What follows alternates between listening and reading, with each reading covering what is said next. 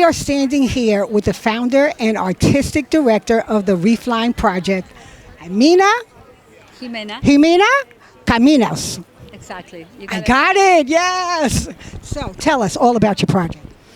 Well, Reefline is a 7-mile long underwater sculpture park running parallel to the shore. It's aimed to be 7 miles long. Right now we have phase 1, phase 2, phase 3 on the way, and what you're seeing over there is phase 1 being deployed. So it's an underwater sculpture park that teams up with nature, making the art, which is environmental art, a hybrid reef.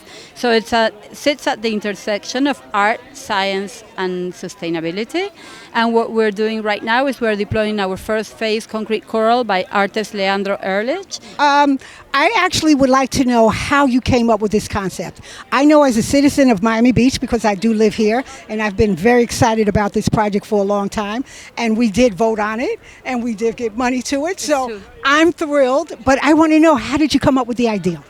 It was out of a conversation with a dear friend, Colin Ford. He was telling me about what, hybrid reefs were, that there used to be, a reef that was thriving out there, and a very bad sand replenishment project smothered most of the reef heads. So that area was an area where hybrid reefs should be deployed. So I asked him what the hybrid reefs look like, and he showed me, and I asked him if he thought this could be art, and he said, why not? So we introduced this idea to the Knight Foundation, and we competed for the Knight Arts Challenge Award, and we won. And that gave us the faith that it was a good idea, not just our good idea, but that Knight Foundation believed in it. So it came out of a conversation and asking the right questions. My background is public art. I was a cultural master planner for the public art part for the Underline, and I am, a cultural placemaker. I've designed cultural districts, so I understand master planning. So I like to call this biocultural placemaking, because we're teaming up with nature to do something that is art-driven but scientifically informed. I'm here with Alberto Latore. So Alberto, tell us about the Reefline project and how you're involved. Well, I'm actually the director of fabrication and design. That's one of the hats that I wear for the Reefline, and the second hat is I'm one of the future artists as well, in collaboration with Carlos Betancourt. I also make sure that the artistic vision doesn't get lost in between all those things that are so necessary, which is the piece needs to be structurally sound and also needs to adapt to the ecology. But we want also for the art to remain, because after all, this is an art project. And it's an art project with a mission. And the mission is to advocate for the oceans and for the conservation and for us to take care of our coastline and also corals. I'm so excited about this project, and I can't tell you. So, but how is it going? How is it? It's really going amazing. This is our second day. Okay. Yesterday, we were able to deploy one single car. We had a little hiccup with the weather. So that's only where we're able to only achieve one. But this afternoon up to now, it's only 1:30 in the afternoon, and we already have 7 cars in the water. So we have a few more to complete 11 this week, and then next week we're going to be putting in the water 11 more, and that's all going to be together 22 cars. So 22 for the first phase, and is that all the cars, the amount of cars that are going to go in before you go to the next phase? That's correct. It's 22 cars altogether, but it was a project that took a long time in the making. We've been in this project since 2019, and been able to find all the right people to help us do this. It's been part of the challenge, but we were able to, we got very lucky with a lot of hard work to find the right team of fabricators that have been able to put this together. So when is the second phase? Is that a year or two out with the stars? Because you already did that for Art Basel last year in December. So tell us about that portion of your artistic part with Carlos. Yes. That portion of it that is called the Miami Reef Star. It's we already did the prototypes, and we already exhibited them during Art Basel last year, which it was here on the sand on 36th Street. And it was beautiful. Thank you so much. And it was a piece that was drawn, it just drew the public naturally, because it's the pieces are of an organic form. They're starfish, all forming a gigantic star. So Carlos and I worked with the whole concept of memory, and him and I, we were from Puerto Rico. We grew up by the shorelines, and to me personally, anytime when I will find a starfish in the water, for me that will be like my lucky day. Right, It's your my lucky piece, day. right. It's my lucky piece, and it's a day to make a dream, to ask for a wish.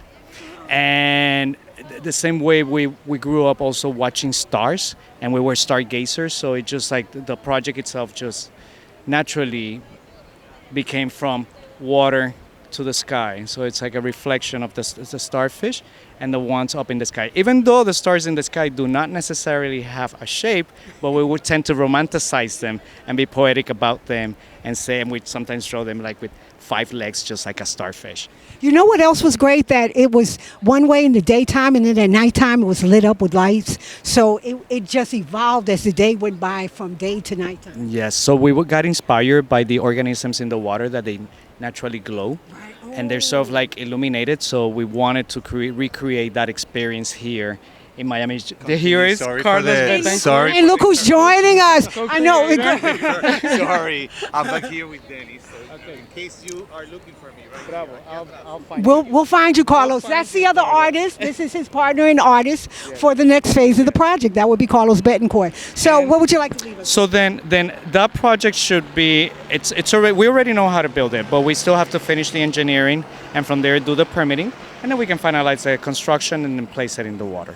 Will the starfishes be heavy like what you did with the cars? Is that They different? will have to go through their own engineering, which means like the cars, the engineers, everything goes through a test by the University of Miami that they do a wave tank storm test. And then in this case, the stars will have to go through the same process to determine how much they have to weigh because they need to be freestanding at the bottom of the ocean. Like, for example, the cars, that was determined that minimum weight was 5 tons, but because of the dimensions of the cars, they became 15 tons. And for the stars, we're yet to see that. Our stars are completely a different construction. They've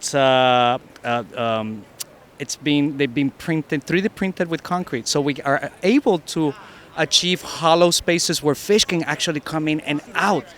Very cool. Yes, very different from Leandro's cars that they are fully solid, so we can only transplant the corals. But on the starfish, they'll be able to become habitats themselves. And then we'll be able also to like plant coral on them, and then just the ruggedness of the 3D printing, it creates little spaces for like very small organisms to like cling on and start life. Oh, this is so fantastic. Well, thank you, Alberto, please, for stopping by and chatting with us. We will be talking to you in every phase of this project anytime that you need us and want to be a collaborator. We actually want you guys for Earth Week Miami 2026. We would love for this to be one of the activations. Well, thank you, Bibi. Thank you, Bibi, in behalf of like the Reefline and everybody else who has been dreaming with us and have given us like support. Today is a milestone for everyone. And then now we have given Mother Nature a structure, an infrastructure, something that she's going to be the ultimate artist. Yes. Hi, we are here with Colin Ford, the Director of Science of the Reefline Project. So Colin, tell us all about it. So thank you for having me. So this is a project that has been 6 years in the making. The Reefline is going to be a 7-mile-long artificial reef hybrid art and science project. This is the first installation. It is going to be an underwater traffic jam of 22 concrete cars, which, you might think, well, why are we putting cars underwater? Well, it really, I think, is from an artistic and a poetic standpoint, just really beautiful because it really makes you think about fossil fuels. It makes us think about, how cars are contributing to the global warming crisis, to coral bleaching, to sea level rise. And so by growing corals like I do, we're growing 2,200 corals in the Miami Native Coral Lab, and we are going to be able to put 100 of them onto each of these cars. So we're going to have a forest of soft corals. Within 6 months, they're going to be growing up on the corals, providing habitat, providing biodiversity, and it's really going to accelerate the development of a natural reef habitat. Wow, tell us more about this coral lab and how you've engineered them to, I was reading something that was taking place, I forget which country, but they engineered these corals which are they're adjusting and grabbing onto the coral like really and growing the fisher back like within 2-3 months, much sooner than people expected. So tell us about your coral. Sure. So, 2023 was a real heartbreaking year for the reefs of South Florida, and we lost a huge number of corals due to bleaching, which is directly the result of the hot water temperature that we experienced. So we're making sure to use microfragments of corals that survived that event. I like to think of Miami as a living laboratory for coral adaptation. Miami is a major metropolitan city, but we're the only city in the United States sandwiched between two national parks. We're on the third largest reef tract in the world. And so Miami really can serve as a global laboratory. What we see here in Miami, and the reefs off of Miami, for better or for worse, are what we can expect to see in more remote reefs around the world. So, that gives us then an opportunity to help develop the types of technology and figure out how to select for resilient coral strains that we can then invest in growing and spawning for outplanting to make sure that they're able to survive that next hot water event like 2023. This sounds like a wonderful educational program also for kids. Yes. and just all of it. And I hope that we are able to get them really young. Yes. So that they learn what to do and what not to do. Absolutely, and that's what's so important for me. We're here in a public park. It's accessible from the beach. Accessing coral reefs is a luxury in a lot of ways. It requires flying there. You need a boat. Equipment. You need a scuba equipment. There's a lot of barriers of entry, and Miami is a city of two worlds, and there's a lot of young people that never have the opportunity to even come to the beach, let alone go scuba diving. So what makes me so hopeful about this project is how we're sort of lowering those barriers of entry, and we're making it so that the whole community has access, because I think that when people build those relationships with nature, then they're going to want to care, and then they realize that the entire economy of Miami is based around us having clean blue water. And if we allow our local aquatic ecosystems to be polluted, nobody's going to want to come and swim in the water here. So I think by highlighting that here with the Reefline, we're really going to have so many more benefits beyond just sort of it being a place that a tourist can come and visit, that the local community itself is going to benefit.